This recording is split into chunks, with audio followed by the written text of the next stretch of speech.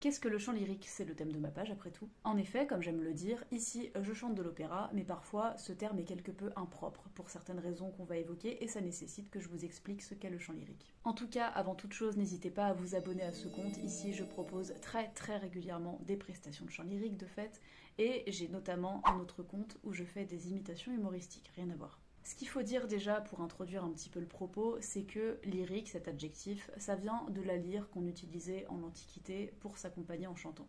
Et plus tard, le chant lyrique a désigné le type de chant qui est propre à la musique classique. Et encore faut-il savoir ce qu'est la musique classique, ce qui n'est pas si simple que ça à définir.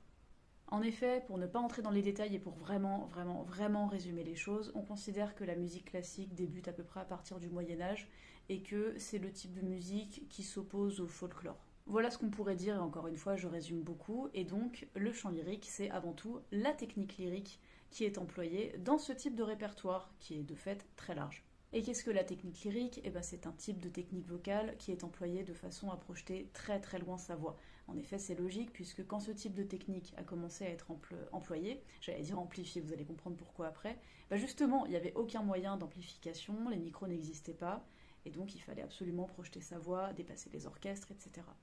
Cette technique, elle s'oppose à la technique vocale qui est employée dans ce qu'on appelle en gros la variété, la chanson, où là, a priori, on a toujours un micro, sauf exception, et où certes, on peut projeter sa voix loin, mais en principe, on est toujours amplifié.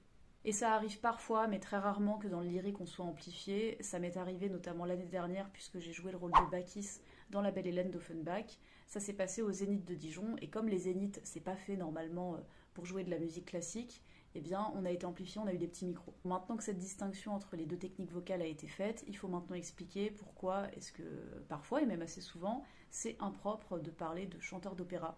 Et bien parce que tout bêtement, on ne chante pas que ça. Bon, moi, ce n'est pas encore mon travail d'être chanteuse lyrique, je ne sais pas si ça le sera un jour, mais ce que je peux vous dire déjà de manière très logique, c'est que je vous ai expliqué que la musique classique, ça commence à peu près à partir du Moyen-Âge, et que le chant lyrique, c'est le type de chant qui est employé dans la musique classique. Or, le premier opéra, à savoir Orfeo de Monteverdi, date de 1607. Aussi, l'opéra, c'est un type de musique classique, et donc un type de répertoire pour les chanteurs lyriques, mais il y en a d'autres.